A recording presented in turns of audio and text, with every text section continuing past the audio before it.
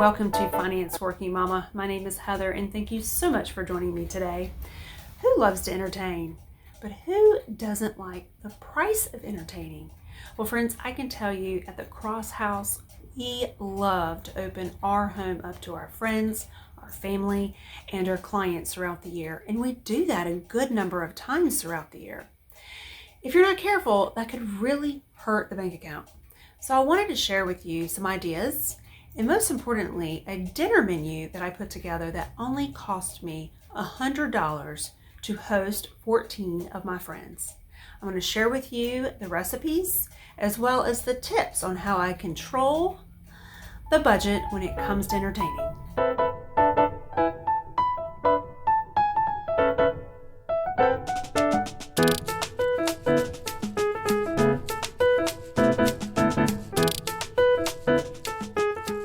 Okay friends, thanks for joining us. I wanted to share with you a recipe that we're cooking for the dinner party tonight for our friends. Remember, it's $100 or less dinner party challenge, and this is the recipe that we're going to do. It's the recipe that my husband and I wanted to do together because we were watching a show. What was the show's name again? Lessons in Chemistry. Yes, Lessons in Chemistry. If you haven't seen it, it is a great, is it a show, season, series? Series. Apple TV. Apple TV, yes. And she talks about the perfect lasagna. And this is the recipe that she used and created. We're going to cook it for our friends. It's not my traditional lasagna recipe because that is what? Perfect. That's perfect. There's no need to mess with that. It may be $100 or more, though. That is not true. This recipe is definitely not $100. It's much less than that. But we're going to teach you guys how to make it. And we did the rule that they teach you never to do is to do a recipe, brand new recipe for your friends when they come over. We do it all the time. Yeah, we do that all the time. We use our friends and our dinner party is my experiment if it's going to be a good recipe or not. So we'll see if it's going to be a good recipe. And I didn't introduce you. I'm so sorry. Yeah. This guy is my husband, Ed. Or Edgar. Or Igor. Igor, yeah. So he's going to be my co-partner today. So let's get started on our perfect lasagna recipe. Let's get started on Lessons in Chemistry's perfect lasagna, which is a bolognese lasagna with a bechamel ricotta sauce. Doesn't it sound divine and very bougie? Perfect for a dinner party. Now the recipe calls for 1 carrot, 1 celery stalk, and 1 medium onion diced. I had a lot of carrots and celery, so I did 2 carrots, 2 celery stalks, and 1 medium onion diced, so that way all of the vegetables could be the same size. Once you get them all diced, then you want to start on the pancetta. The recipe calls for 1/4 pound pancetta, very diced, very small, almost like it was ground pancetta. Now, to save some cost, you want to go into a grocery store that carries it at the deli meat counter and ask for a thick 1/4 pound of pancetta. You can get it for a couple dollars. They do sell it individually sliced or chopped in packages of 4 to 6 ounces. However, that's up to $6 sometimes. So it's cheaper to go to the deli counter, ask for 1/4 pound of thick sliced pancetta that you can go home and dice it. And in this case, almost put it like ground pancetta because that's what the recipe calls for. Now, once you have all the pancetta diced up really finely, put that to the side. You want to add 3 tablespoons of olive oil and then 2 tablespoons of butter. Actually, I think I put a little bit more butter in there because I thought to myself, well, I added a carrot more and a celery more, so we need more butter. I don't think you can go too wrong with more butter. It worked out great though. So you want to get the olive oil and the butter melted together in the pan. And then once you have that accomplished, then you want to take your carrots and celery and onion and you want to saute it in the olive oil and butter to get it softened. Now, the recipe calls for salt to taste. And so, there's my little one, Miss Amelia. She's saying hello to everyone. She is our baby. Salt to taste. I did about 2 teaspoons of salt because we have a lot of ingredients and that's the only time that I salt the dish. So I used 2 teaspoons of salt. The recipe also calls for 1 teaspoon of chili flakes. Now, when I put that in there, I thought, Lord, that's a lot of chili flakes. But no worries, friends. It did not come out spicy at all. Now, if you like spice, then you can add more. But only 1 teaspoon is requested in this particular recipe, and it was not spicy. It also calls for 3 garlic cloves pressed into the dish. Once I had the garlic cloves in there, then I got it sauteed together with the vegetables. Now, this is where you want to add 1 6 ounce can of tomato paste. And this is a challenging piece, y'all, because you know tomato paste is thick already. And they want you to make sure that that tomato paste is nice and incorporated in all the vegetables. The recipe was very clear on that, and that takes a little bit of patience and a little bit of arm work, which is the reason why my husband is doing this particular task, because I really didn't want to do it. And one, I would have gotten impatient with it. So once you get all the tomato paste into the pan, you just take your little spatula and you just keep rolling those vegetables into the pan. And it does mention that like once the pan sort of turns reddish, that the tomato paste has somewhat, as they call it, like brown, not burnt, but sort of brown, and all the vegetables have been incorporated into the paste. And you can see the pan starts to get like this reddish kind of orangey look in it. And that pretty much tells you that the oils in the tomato paste sort of have released and it's cooked. And that's when you know when to add, get this y'all, 1 pound of ground pork and then 1 pound of 90% lean ground beef. So 2 pounds of meat.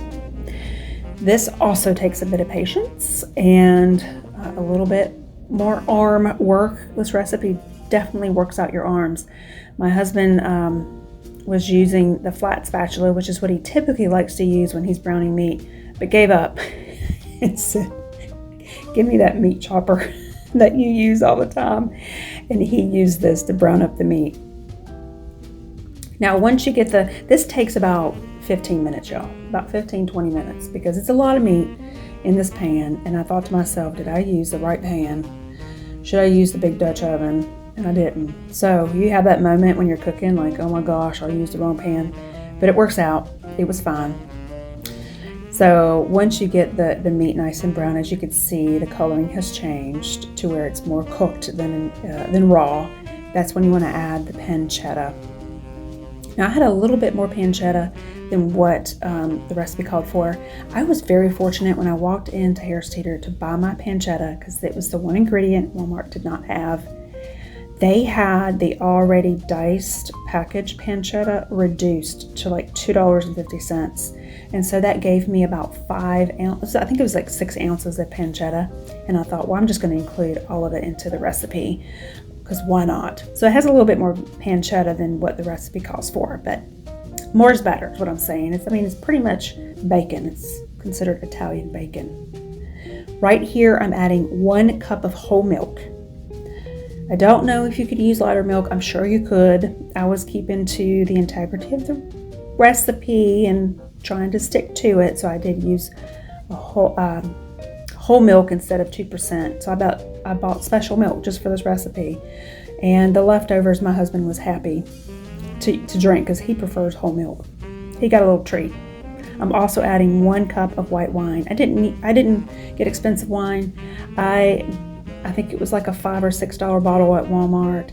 I tasted it. It tasted fine. So you don't want to use bad tasting wine in recipe because it will come out into the flavors of the recipe. So use decent wine. And then you want to add 1 tablespoon of chopped fresh oregano. Then you want to let it simmer for 30 to 45 minutes. Allow all those beautiful flavors to come together and to make this delicious bolognese sauce. While the bolognese sauce is simmering for the next 35 to 45 minutes, this is the perfect time to start the ricotta bechamel sauce. Now, just like every bechamel sauce, it starts with a good amount of butter. So you want to start with 5 tablespoons of butter. And I turned the burner to medium. I didn't want it high or too low. Medium was a good, for my stove, I have a gas range, was a good temperature to make this bechamel sauce. Now once all the butter is melted and thoroughly warmed, then that's when you want to add 1/4 cup of all-purpose flour. Now you're not doing a roux, so it should not be clumpy. It should, once you incorporate the flour and you get it mixed well with the butter, it should be more of a sauce, a thick sauce versus clumpy like a roux. So you want it to be a sauce consistency. If it's not, if it's starting to be more roux-like and clumpy, you might need to add maybe a touch more butter. But this is how it should look, as you can see. It's thick, not too thick, but just thick enough. And when you get it to that consistency, which doesn't take long at all, I think it took me maybe 4 minutes once I whisked in the flour into the butter. It took about 4 minutes to get it to that consistency. When you get it to that consistency is when you want to add 3 cups of whole milk. Now the milk does need to be warmed. So what I did is I took that glass measuring cup and I put it in the microwave. I did 45 seconds. I stirred it, then I did 45 seconds more, and then it was ready. It was perfectly warm, ready to be added to the pan.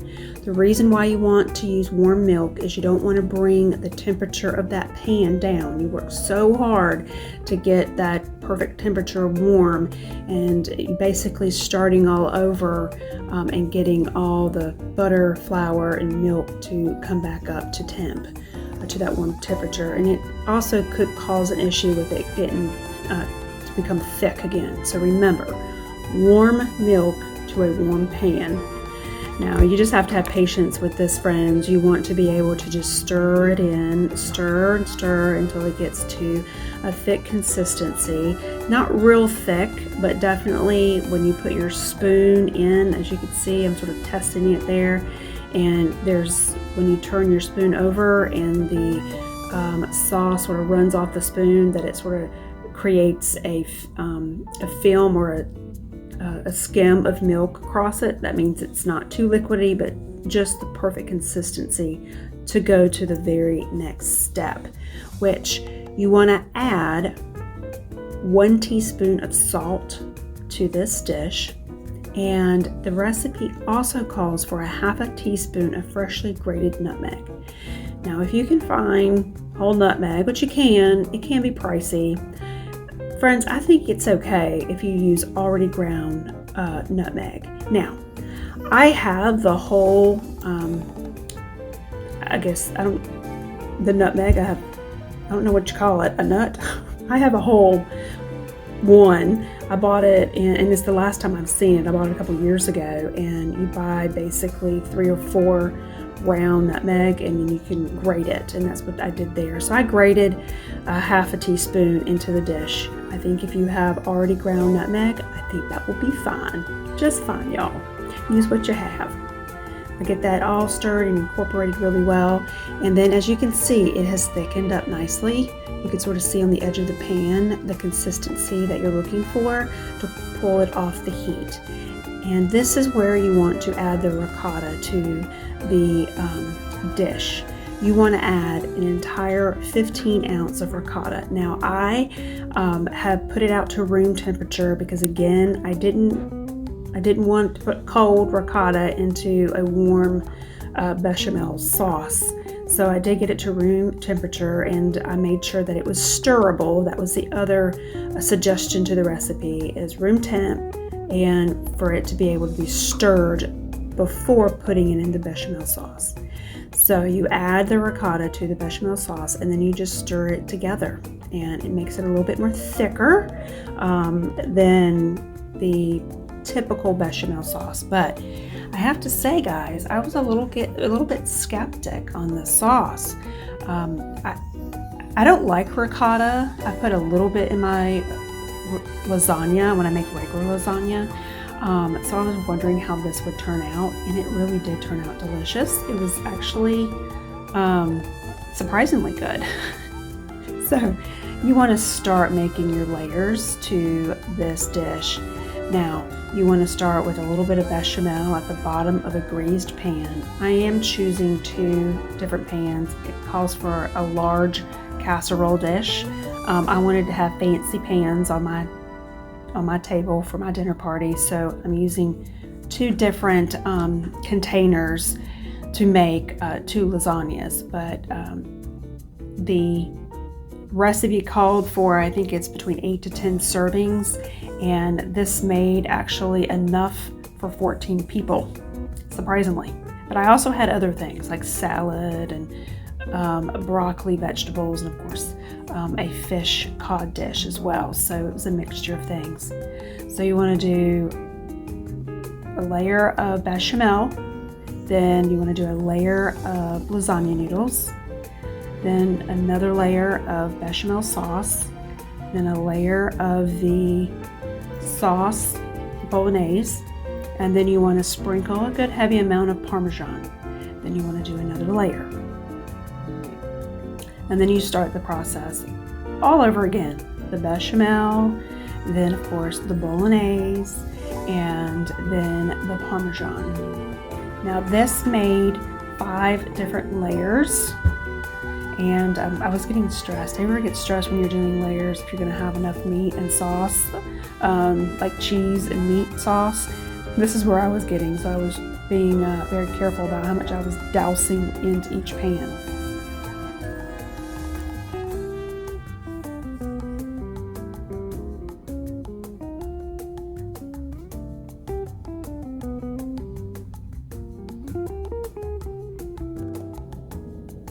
You guys might be wondering where I got the very large sheets of lasagna. I was very fortunate. I found those sheets at a grocery store called Lidl, which is like the big brother of Aldi. I think they are company related. Lidl is a much larger store with much more variety, but not as big as like a Kroger store. But they have a little section for fresh pasta, and that's where I found these. I bought 2 packages, and then after looking at my dishes and wondering, I thought, oh, I'm not gonna have enough. However, I did have some oven-ready Barilla sheets, which I would have used if I didn't find these large sheets at Lidl. Now, as I mentioned before, you have 4 layers that would consist of the bechamel, the bolognese sauce, and the Parmesan. They said that you'll need about 2 cups of grated Parmesan, which is what I grated up. I actually had more than 2 cups, but more cheese is better, is what I say. And you're also going to need 1.5 cup of shredded mozzarella, and I'll get to that in just a moment. But 4 layers of the bechamel, bolognese, and Parmesan. The last layer, your 5th layer, of lasagna noodles will be for just the bechamel sauce. So whatever bechamel sauce you have left over, you want to put it on the top and final layer of this lasagna. Now this recipe says it deems 8 to 10 servings. I had 14 people and I had leftovers. If you see that smaller pan or smaller bowl pan, I had half of that left over. So this is a very hearty lasagna. Now granted, I did have cod to offer as well as a nice salad and some broccoli and of course some bread. So there was a lot more to the dinner than just lasagna, but it deems a lot. It stretches a lot. And the recipe made both these dishes very comfortably. As you see, we are putting every little inch of that bechamel on top, and this is where you put all of the mozzarella. You want to put 1.5 cups of mozzarella on your lasagna. Of course, I'm using 2 different pans, 2 different sizes, but I split it up between the 2. It seems like a lot of cheese, and it does when you're putting it on there, but that's what the recipe calls for. And then I sprinkled just a tad bit more of Parmesan. You want to put the lasagnas in for $3.75, and temperature cooked for 35 to 40 minutes. I topped it with some fresh parsley and let it sit for 15 minutes before serving. Okay friends, as you saw, I have a pretty hearty main course, and that's the bolognese lasagna with a ricotta bechamel sauce. Doesn't that sound a tad bougie? I love it though. However, knowing that we have a hearty dish at hand, I wanted to think about the sides, and I didn't want the sides to be overcomplicated and too rich because we already have a complicated, rich dish as it is. So when I thought about the sides, I wanted it to be simple and easy, and most importantly, affordable. So I started with the salad. I like to serve my salad when I'm having a large dinner party on a very large platter. And the reason why I like to do that is because that way I can do the vegetables by layers. So when it's being passed around the table, people can grab the vegetables out of the salad that they like and leave the ones that they don't. Instead of mixing it all together, then you have someone picking through the salad in the bowl. So I feel like a presentation on a very large platter is best. I did a large bag of baby spinach across the dish, and then I kept it simple. I chopped up 2 apples and spread it over the dish, and then some onions. Now, not everybody is an onion fan, so I didn't put it all over the dish. I put it in the middle, and the onion people can take the onions, and the non-onion people didn't have to mess with it. Then I covered it with some roasted pecans and some feta cheese.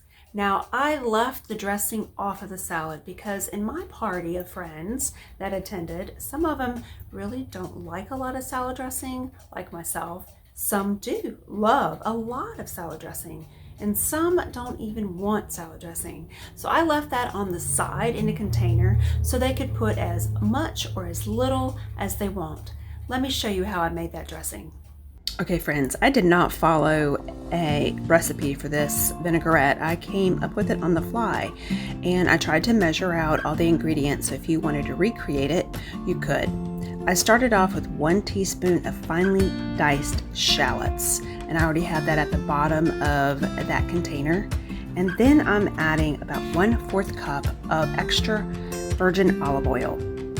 And then I took a spoon and I sprayed the spoon well with some cooking spray so that the honey would come out pretty easy. But it was still hard. It was still pretty thick. But I did add 2 teaspoons of honey. I thought the honey would be a good touch with the apples and spinach. Now after that, I did add 1 tablespoon of Dijon mustard. And I didn't measure it out. I eyeballed it, about a tablespoon. I pretty much stuck to other recipes I've used in the past. They always start out with about 1/4 cup of olive oil and a tablespoon of tablespoon of Dijon mustard and 3 tablespoons of vinegar or some type of acid. So I kept to the basis of that in this particular dressing recipe. Right there, I'm adding 3 tablespoons of apple cider vinegar, doing some little pepper and a couple pinches of salt. Now, I didn't put a lot of salt on there because I felt like Dijon mustard is salty enough on itself, so I just added a couple pinches. This is where you want to shake it really well, and then you want to taste test it to ensure that the flavors are on point. See if you need to add any more pepper or maybe some salt or even maybe some honey to put a touch more sweetness in it. Now I tasted it, and I always need to add more pepper, and indeed this time I needed to add more pepper. So you want to make the additional touches, shake it up again, and then taste test it one more time to ensure everything is on point. Friends, this did come out very delicious, and it was a great complement to the spinach, apple, feta salad that I served at my dinner party that evening. I will place all the ingredients below so that way you are able to recreate it if you would like to use it for your family or maybe a future dinner party with your friends, family, or maybe some entertaining clients. The second side that I had, I try to keep it very simple. Again, light, not overcomplicated. I already spent a good amount of time on that main dish, so I want to keep it simple. So I chose broccoli. The reason why I chose broccoli is I do know that the vast majority of people who are attending my party, they like broccoli. So I kept it simple. I chose to purchase a 2-pound bag of broccoli crowns, and I let them defrost in the refrigerator overnight. Then when I woke up that morning, I took that entire bag and poured it into a colander, and then I allowed all the water to drain out over the course of several hours. Now you ask, why did you do that, Heather? Well, I like roasted broccoli. However, the process of cooking it correctly and ensuring that it cooks without burning too much is you have to blanch the broccoli, then you have to pat it dry, and then you have to put it into the oven. I don't have time for that. So I have learned that if you use frozen broccoli and drain all the water out of it, that you don't have to blanch it because it's already tender when you put it in the oven. So all I have to do is spread it out on a baking sheet, put some olive oil on it, salt and pepper, and then roast it. It takes 15 to 20 minutes at tops at 400 degrees. After that, friends, I take it out, I let it cool for just a little bit, I put it in a bowl and I squeeze lemon juice on it and I mix it with some Parmesan. I put it in a bowl and then I garnish it with some lemons to show that that's one of the ingredients in that dish. It's simple, easy, and not that expensive. This recipe is called Nonna's Fish and Tomatoes. This is definitely a must-do, friends, especially if you are a fish lover. Now, I am not, and I will have to say, I ate this the second time around, and I did enjoy it. You want to start off with 1/4 cup of olive oil. I know you're saying, that's a lot of olive oil. And I was concerned about that, but I read the comments, and all the comments said that they were concerned about the amount of olive oil, but it did not come out greasy or oily. So I stuck with the 1/4 cup, and it did turn out perfect. You also want to add 3 garlic cloves sliced. That's what the recipe said. However, I'm just using my garlic press. I prefer it that way. Now I put the pan on medium with the oil and the garlic to heat together. Now you know when it's ready to add the fish, when you start to smell that beautiful aroma of garlic. Now I wanted to spread it all over the pan so that way each fillet got a little bit of garlic underneath as it cooked. This recipe calls for 1 pound to 1.5 pounds of cod. My package was 2 pounds and I cut up each fillet in half, and so that gave me 12 little fillets, which was perfect because I was going to have 14 people and I knew 4 of them was not going to partake in the fish. So I had plenty for others to enjoy.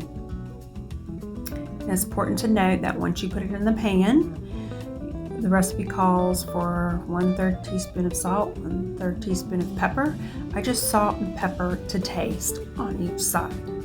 Now, as I mentioned, friends, earlier, this was a last-minute decision to make this recipe.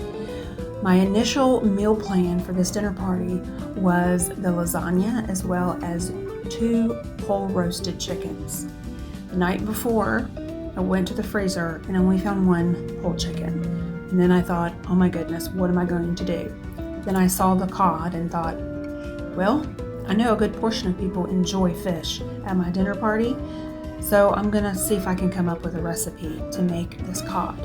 And I came across this recipe. I had all the ingredients. Either I purchased it for this dinner party or I had it in my pantry.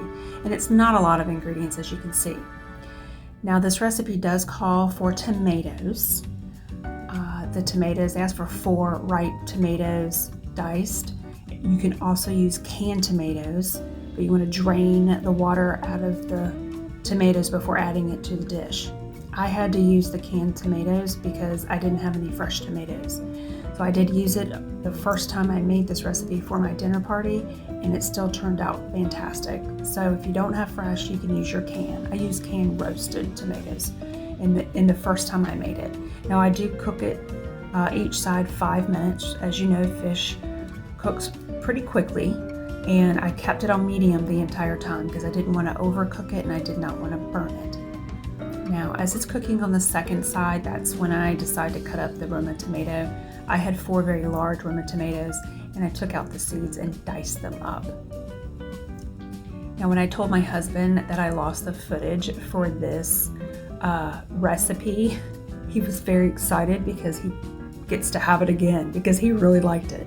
He mentioned to me as he was eating it at the actual dinner party, he's like, "This is delicious, Heather. You have got to make this again."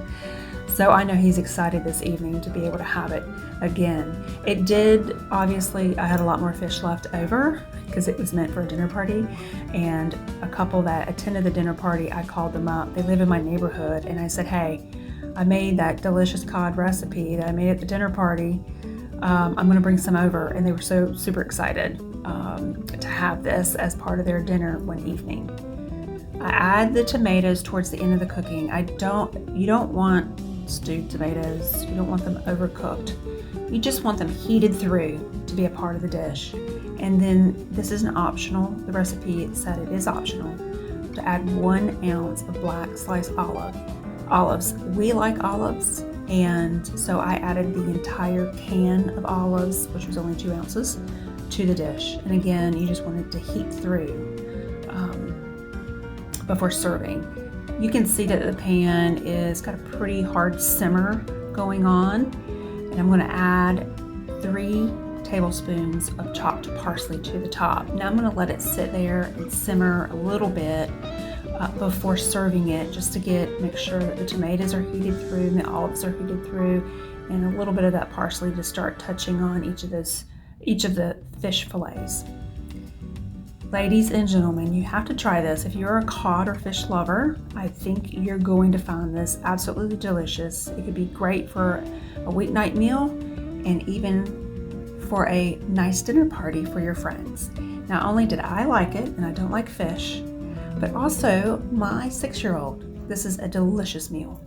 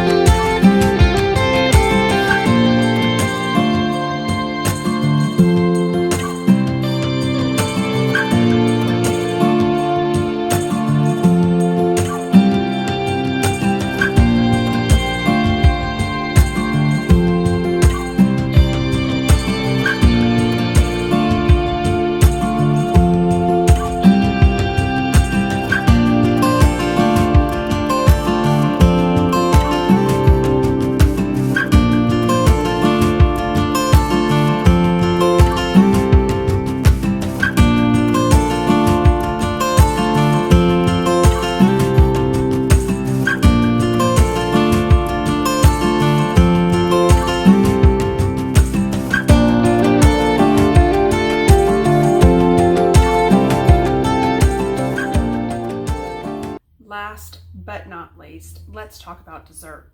Now, after a big meal, and that was a heavy dinner, most people are full but want just a taste of something sweet. So I didn't want something overly sweet or too rich. So I looked through a lot of different recipes and I found something that was perfect. 1, it was definitely easy to make. 2, it was very price affordable. And 3, everyone really enjoyed it. It hit the spot. Let me show you how I made it. This is what we're going to call strawberry ricotta cake. It was originally for chocolate chip ricotta cake, but I wanted to do strawberries instead. I wanted to choose a dessert that was light, a little bit sweet, but not too much, after having such a heavy Italian meal. I chose this because it had great reviews and it's quite affordable. You want to start with 3 large eggs, whisked really well. The instructions were clear, whisk it really well. Then after you do that, then you want to add 3 tablespoons of milk. They did not say, they said actually you could use whatever milk you have on hand. I chose 3 tablespoons of whole milk because I bought a half a gallon of whole milk for this dinner party. You want to make sure that you whisk the milk and the eggs well together. Now let's talk about the dry ingredients. They're pretty simple. All you need for the dry ingredients is 1.5 cup of all-purpose flour, then just 1 pinch of salt, then 2 teaspoons of baking powder. Once you add the baking powder and the pinch of salt to the flour, make sure you mix it well to ensure that the 2 ingredients are well incorporated into the flour mixture. After you stir that up, then you want to focus on the rest of the wet ingredients. You want to add 1 teaspoon of vanilla extract. As you can see, it was sort of a heaping teaspoon of vanilla extract. Why not? Vanilla is so delicious and it smells so good when you're cooking with it. Then you want to mix that well together, and after you've accomplished that, then you want to add 8 tablespoons of melted butter. Now make sure you melt your butter and then let it cool. You do not want to add hot butter to your egg mixture. You'll end up with scrambled eggs. Who wants that for a dessert? After you do that, you want to add the most important ingredient, which makes the cake. That's 1.5 cup of whole milk ricotta cheese. They were very clear that you had to use whole milk. I didn't deviate because I'm not best at cooking sweets, so I wanted to stick to the recipe as much as possible. Once you have mixed that cheese well into the egg, you want to add 1 cup of white sugar. Mix that very well. Make sure it's all incorporated, the sugar, the cheese, and the egg mixture. After you've accomplished that, then you want to add your dry ingredients to the bowl. Be sure you've preheated your oven to 350 degrees. Once you add the dry ingredients to the bowl, you want to slowly fold the flour into the egg, sugar, and cheese mixture. They said to be careful not to over stir or it will make the batter tough. So you can see is I'm just slowly incorporating the dry ingredients with the wet ingredients. Once the dry ingredients are well incorporated in the wet ingredients, that is when you want to fold in 2 cups of chopped strawberries. Once the strawberries are well incorporated into the batter, you want to take a well-greased cake pan and pour the cake batter into it. You don't see it clearly here, but once I have poured all the batter into the cake pan, I tap the cake pan against the counter to release any air pockets that might be there. It helps the cake cook more evenly.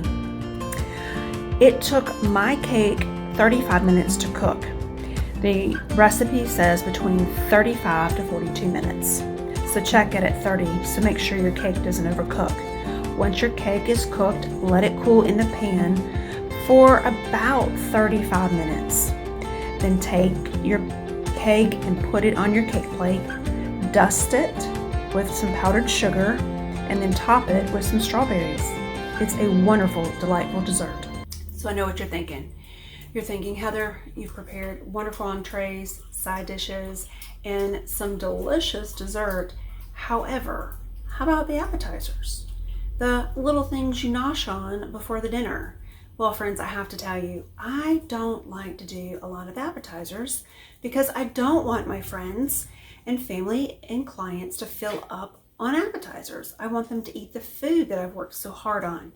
So I keep it simple. I just go through my pantry. I always have pickles. I always have olives.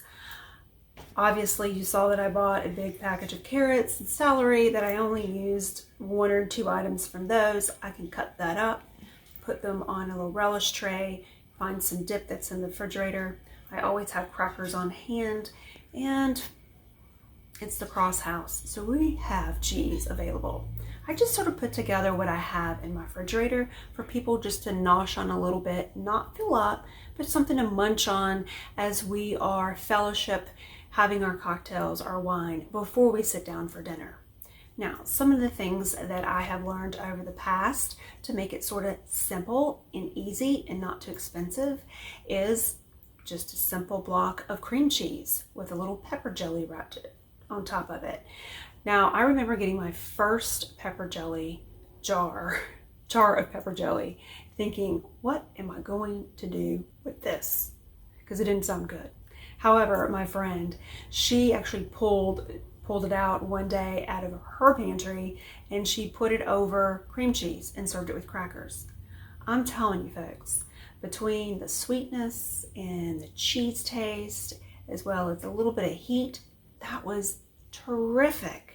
So I will get those from time to time for Christmases or birthdays, and I put that in the pantry for occasions like this. The other thing I like to do that's simple is I always have those little packages of ranch dressing mix and Italian seasoning mix. You could easily put a half a cup of whatever oil you enjoy in a gallon bag. One of those packages, whether it's ranch or whether it's the Italian seasoning, in the bag, mix it up with the oil, and then put an entire bag of pretzels in it. And then just massage all the oil and spices over the pretzels over the course of 24 hours. Keep massaging them and flipping them over. And that's really a cheap, inexpensive little nosh that you can give your guests right before dinner. Let's talk about drinks. That can bust your budget for sure. So how do I keep that under control? Well, I can tell you, any person that I have invited to a dinner party, the first thing they ask is, what can I bring? And so I always say, bring your favorite beverage. I always have tea, and I always have water available for all of my guests. But what I have learned over the years is that I am never going to buy the perfect drink for my friends to enjoy. Everyone has the drink that they like. So instead of me anguishing on what I'm going to buy and wasting money on things that people aren't going to drink, I ask my guests just to bring their favorite beverage. Every time it works out. We always have plenty of wine, beer, and whatever joyous spirits that people bring. They're very happy to share amongst each other, and everyone gets to try something a little different that they haven't had before. So keep that in mind when you're having a dinner party. When someone asks, hey, what can I bring? You can say a couple of things. Bring your favorite beverage, or if you have a friend like I do and I use on the occasion, I ask her to bring a dessert because she is fantastic at making desserts. And then you might have someone that says, can I bring an appetizer? Sure, bring an appetizer. Allow your friends to bring something and partake, because I can tell you, in the South, we're hospitable and we never show up to a house empty-handed. I have to say, my friends who came to the dinner party, they walked away with lots of laughs and, most importantly, a full belly. I fed 14 people for $100. Now, we did have 12 people sit at the table and partake in the meal, and we had 2 that came early, enjoyed some drinks, left for an hour to partake in a grandchild's event, and then they came back and had dinner with us later. But needless to say, 14 guests for one dinner party for $100. I hope some of the tips I provided you today gives you some encouragement and ideas on how to plan a budget-friendly and delicious dinner party menu for your friends, family, and clients. Thank you, friends, so much for joining me today. Please stay safe, and most importantly, stay encouraged.